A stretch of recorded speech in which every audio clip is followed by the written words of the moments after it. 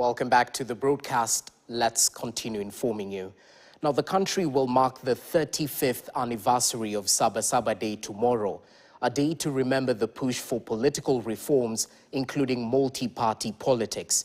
At that time, pro-democracy activists, including politicians and civil society groups, protested against one-party rule, advocated for respect of the rule of law and an end to detention without trial. Fast forward to 2025, the Gen Z have sparked another revolt in a bid to fight bad governance, abductions and killings, which they say is aimed at achieving the third liberation in the country. Our senior political affairs reporter, Chris Thyro, reflects back on the issues that were being raised then compared to the current agitation as he spoke to liberation stalwarts who were in the trenches, among them Central Imenti MP, the former MP, Gitobu Imanyara, and Reverend Dr. Timothy Njoya. Take a listen.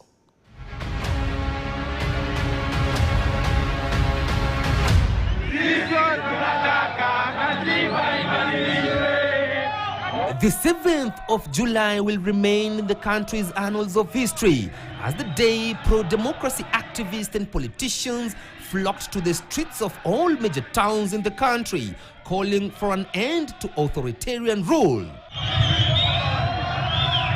The government responded with force, resulting in 20 deaths and over 1,000 arrests. Many protesters were held in remand for extended periods due to their inability to afford high bail costs.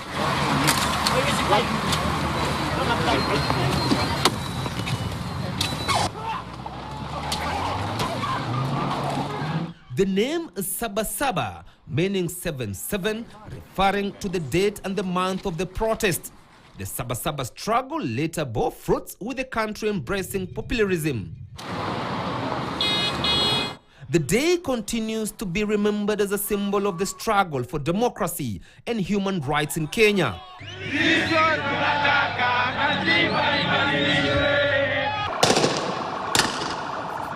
35 years later, the struggle continues. For the past 1 year, a new crop of youth named Generation Z, or well referred to as the Gen Z, seems to have taken over from the old generation who fought for the second liberation.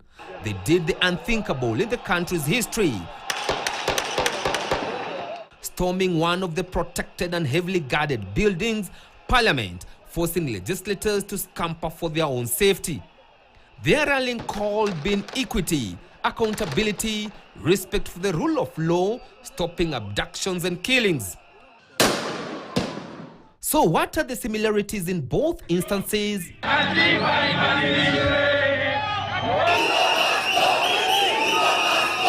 We sat down with some of the senior citizens decorated for fighting for the second liberation, as well as some of the Gen Zs to draw the parallels. We spoke to 84-year-old Reverend Dr. Timothy Njoya at his home in Ngong, Kajiado County. Njoya, who is now a retired reverend and spends most of his time writing books that reflect the political governance struggles that the country has endured, is well remembered when he was cornered by some sponsored goons who clobbered him during the demonstrations in the 90s with the help of the police. Three things which the SabaSaba stood for: the sovereignty of the people, human life, which is the life of the people, and the freedom. Those things are God-given. Life, top one. Fast forward to 2025, and it seems the struggle is still on. Seems there's nothing to celebrate about despite a new constitution. Commemorations are celebrations. But here, the Gen Zs are not commemorating or celebrating. They are fighting against regression. Instead of celebrating and commemorating, our young people who form the majority of this country were on the streets. A moment of silence to remember those who fell, those who died, those who carry lifelong scars for their contribution to a better Kenya. Former Imenti Central MP Gitobui Manyara was among those who fought for the country's second liberation, and according to the advocate and writer, all their gains have been eroded by the current regime. It's interesting that something years later, the more things change, the more they remain the same. But actually, they do not remain the same, except that freedom has its own ups and downs. It comes in increments, but the struggle continues. Both Njoya and Manyara, while supporting the Gen Z's demonstrations, faulted the Kenya Kwanza administration of reviving detention without trial, abductions and police brutality, which has resulted in more than 80 deaths, with hundreds having been forced to live with permanent injuries. We don't want war. We don't want civil war. Ask the government to retreat from that and turn around. Turn back and look to the future. Look forward. We ask these people to repent their sin, and look forward, because regression, retrogression, moving backward is sin. What the government is trying to do is set the clock back, but they will not succeed in that, because throughout history, attempts to take away rights that people have enjoyed have failed. Fascism has never succeeded, and dictatorship always falls. So it's not a question of if, it is a question of when. The attempts by the regime in place today will fail. And even as the Gen Z's now plan on how to mark this year's SabaSaba Day by staging peaceful demonstrations, Njoya and Manyara's rallying call to the youth is not relent, and that they should push for the third liberation.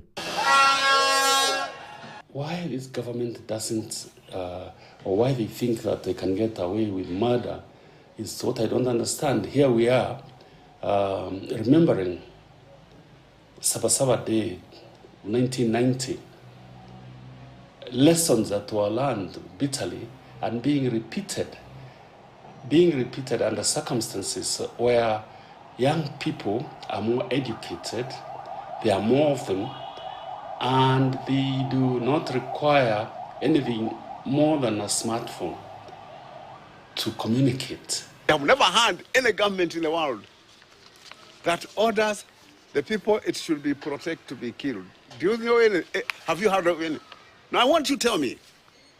We have gone on record in Kenya in superseding all other forms of irresponsibility. Kenyans must be vigilant. Kenyans must guard their fundamental rights, not because they are given as privileges by the government, but because they are fought for, they are hard-won, and they are basic. They adhere to every human being by being a human being. It's what separates us from animals. What we are promised for by the Constitution, that is our promise, lad. We are promised by the Constitution to have better life, to care for each other, to love one another. And that one we are not practicing. What we are doing, we can see is somebody stealing our money and coming and buying voters. In a list of demands by several civil society groups ahead of Monday peaceful demonstrations, they are demanding that President William Ruto immediately sacks the country's security chiefs following increased cases of abductions and police brutality, singling out Inspector General of Police Douglas Kanja and the head of the National Intelligence Service, Nordin Haji, as officers who should be fired.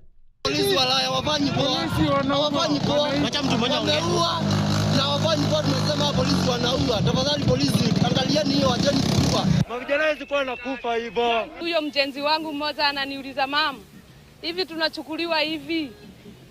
Hawa mama wamezaa wasichana, watakuja kupata mabwana. Itabaki hata nyinyi wenyewe mumeumia mkiwacha wa mama na watoto wenu. Kwa hivyo tumekuja kukomesha hiyo mambo inaendelea ya kukua watoto wetu. Kwa campaign mlisema mnatutoa chini tukienda juu, lakini mnatutoa juu tukienda chini. Finance bill iko juu, maisha bado. Kazi ni kung'ang'ana. As for Reverend Dr. Njoya and Advocate Gitobi Manyara, even as they enjoy life after retirement from the public limelight and the struggles for a better Kenya, their wish and prayer is that the third liberation started by the Gen Zs will sooner than later be achieved for a better Kenya. Chris Dairu, KTN, Nairobi.